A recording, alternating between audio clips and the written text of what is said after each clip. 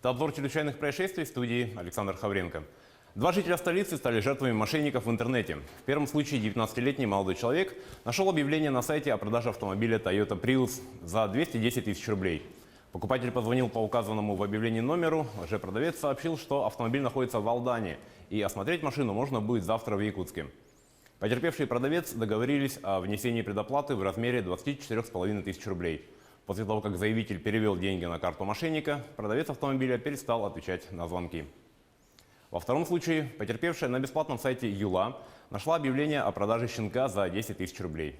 Связавшись с продавцом, 23-летняя жительница Якутска перечислила деньги через систему оплаты покупок в сервисе Юла. Далее все по известному сценарию. Продавец перестала отвечать на звонки. Нерюнгринские полицейские задержали подозреваемого в краже. Неоднократно судимый житель Нерюнгри украл у своего случайного знакомого ноутбук и мобильный телефон общей стоимостью 38,5 тысяч рублей. После знакомства потерпевший пригласил злоумышленника к себе домой для совместного распития алкоголя. В ходе застолья хозяин квартиры уснул, а гость, воспользовавшись этим, покинул квартиру, прихватив с собой ноутбук и телефон. В этот же день он сбыл похищенное неизвестному лицу, а вырученные деньги потратил на алкоголь и продукты питания. Возбуждено уголовное дело по статье «Кража». Подозреваемый заключен под стражу. По результатам проверки прокуратуры Вилюйского района возбуждено уголовное дело по статье «Превышение должностных полномочий». Прокуроры установили, что в марте 2018 года между администрацией Вилюйского района и одним из обществ с ограниченной ответственностью заключен муниципальный контракт на устройство термостабилизации грунтов в основании строительства Дворца культуры. Сумма контракта составила более 9 миллионов рублей. Впоследствии между сторонами подписаны акты приемки выполнения работ, на основании которых администрация района оплата подрядчику по контракту произведена в полном объеме. Согласно материалам проверки прокуратуры, сметная стоимость работ по муниципальному контракту, отраженная в актах о приемке выполненных работ, завышена на сумму более 1 миллиона рублей.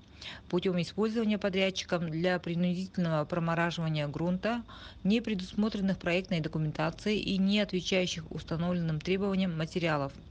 Прокуратура направила материалы проверки в следственный орган для решения вопроса об уголовном преследовании. Прокурор Булунского района поддержал государственное обвинение по уголовному делу в отношении местного жителя. Его признали виновным в убийстве.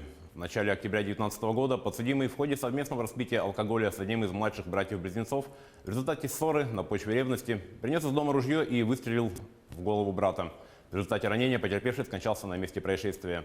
По результатам рассмотрения уголовного дела суд приговорил мужчину к 7 годам лишения свободы с отбыванием наказания в исправительной колонии строгого режима. А прокуратура Устьянского района поддержала гособвинение по уголовному делу в отношении местной жительницы. Она признана виновной в умышленном причинении тяжкого вреда здоровью, опасного для жизни человека, с применением предмета, используемого в качестве оружия. В июне 2019 года подсудимая, находясь у себя дома в состоянии алкогольного опьянения, в ходе ссоры, возникшей на почве ревности, нанесла своему супругу удар ножом в грудь. В результате причинила тяжкий вред здоровью. По результатам рассмотрения уголовного дела суд приговорил женщину с учетом смягчающих вину обстоятельств к 3 годам лишения свободы условно с испытательным сроком на 2 года. Полиция Тюмени завела административное дело в отношении 17-летнего школьника. Молодой человек по имени Николай вместе с друзьями снял пранк и выложил видео в соцсети. На кадрах видно, что один молодой человек падает на землю, а двое других в костюмах химзащиты накрывают его синей тканью и оцепляют место происшествия красной лентой. При этом подростки, общаясь между собой, говорят, что у упавшего коронавирус. Позднее сотрудники правоохранительных органов установили личность подростка, разместившего ролик. Поиски других участников инсценировки продолжаются. В отношении подростка завели административное дело по статье «Мелкое хулиганство». Молодой человек не стал комментировать возбужденное дело. «Я буду снимать такие ролики, которые не заинтересуют правоохранительные органы», — сказал юноша. Молодой человек отметил, что основной целью пранка было желание привлечь новых подписчиков. Кроме того, Николай добавил, что хотел вызвать у людей удивление, чтобы они обратили на нас внимание. В начале недели из-за подобного пранка были задержаны молодые люди в Москве. Они снимали ролики с якобы больным коронавирусом в столичном метро. Шутка обернулась возбуждением уголовного дела.